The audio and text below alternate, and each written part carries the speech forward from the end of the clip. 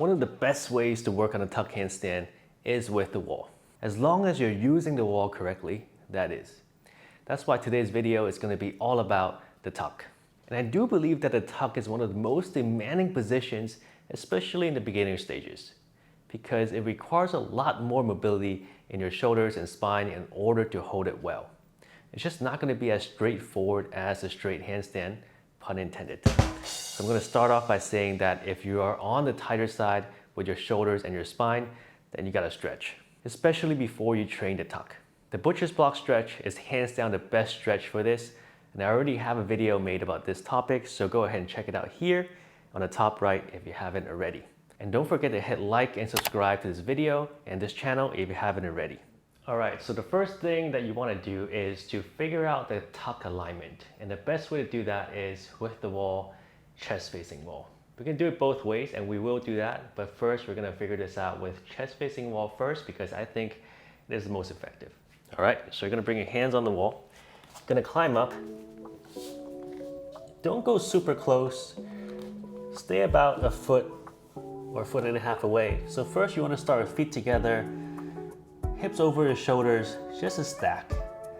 So from here, you gotta push tall with your shoulders. Look between your hands. And then from here, just slide your feet down, sticking your butt out, knees together, and just stay here for 10-15 seconds. Important that you keep your shoulders in the middle and avoid popping your shoulders out like this.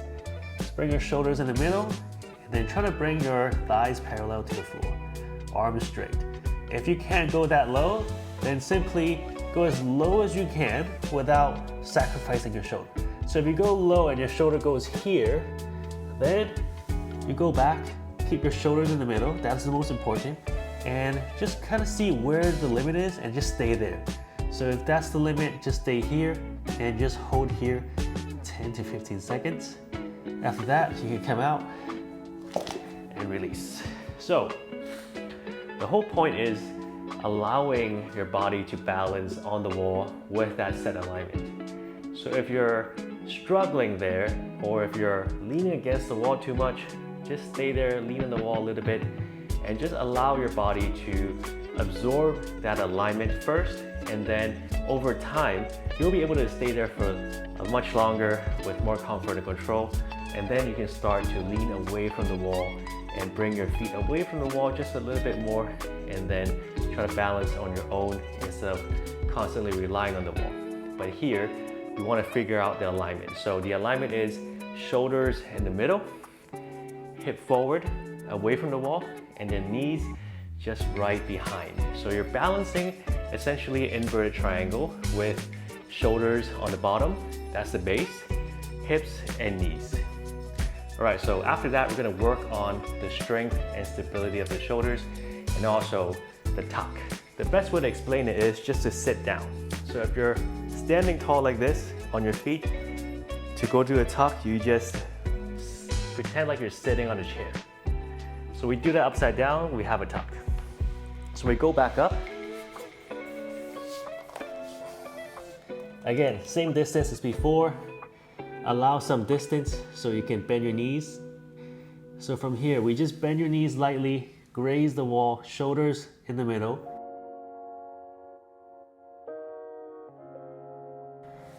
Go back up, 1.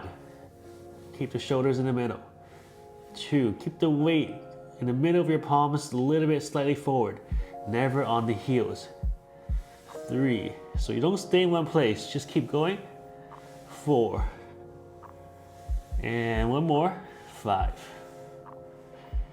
Okay. So those will be the tuck slides. So the key point and the main focus that you should have is keeping your shoulders in the middle and not moving. So that is part 1, most important thing. Second thing is you want to have your feet slide down as lightly as you can. You're not stuck, you're not glued to the wall. You can come up and down pretty smoothly, and you want to have your hips move forward, so stick your butt out while your knees come down. You don't want it super low, you just want to have your thighs parallel to the floor, or as low as you can go, because if your shoulders are a little bit tight, then you can't really go that low. So just go as low as you can and back up. So you want to have the shoulders in control, and then everything on the top, your legs, your hips, revolving around your shoulders. So the next one we're gonna do is we're gonna face the wall now, back facing wall. So this time we're gonna get a little closer. We're gonna kick up to the wall and slide our feet down and form a tuck. Touch the wall first, both feet together. Point your feet.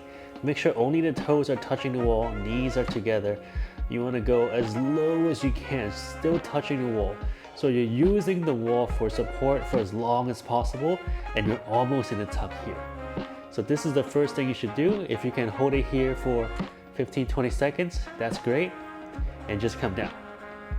If you want to proceed to the next step, you go from here and you just compress. You bring your knees to your chest. You keep everything in your upper body the same. Hips forward, look down to the floor, and you hold. And you can go back to the wall anytime, and then go back into the tuck.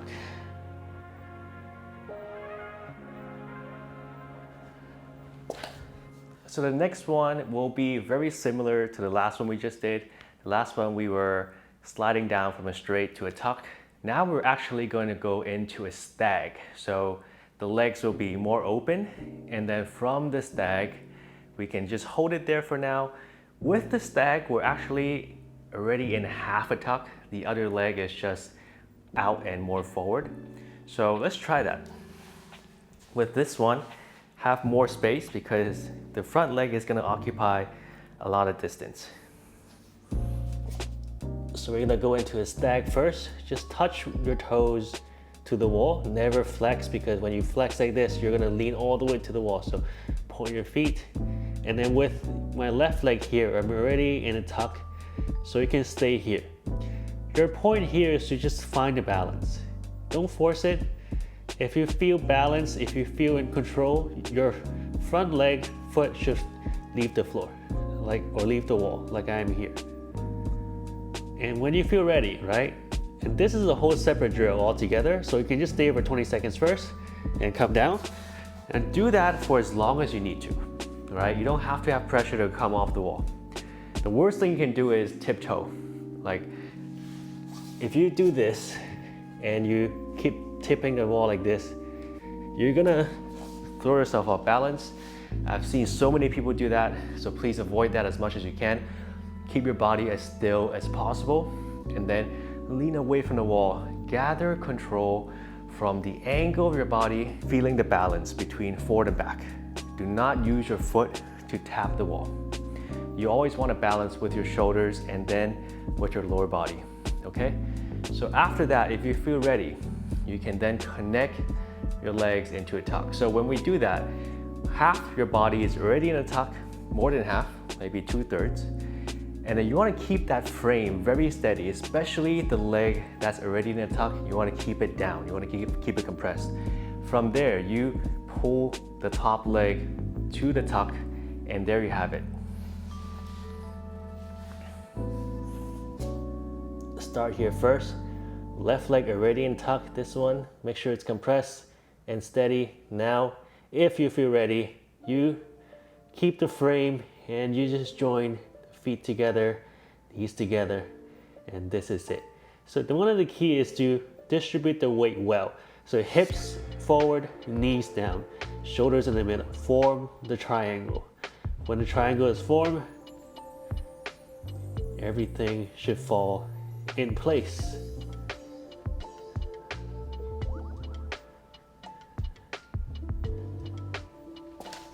So we all just kind of worked on the holds, whether it's back facing wall or chest facing wall, you're getting ready for the hold.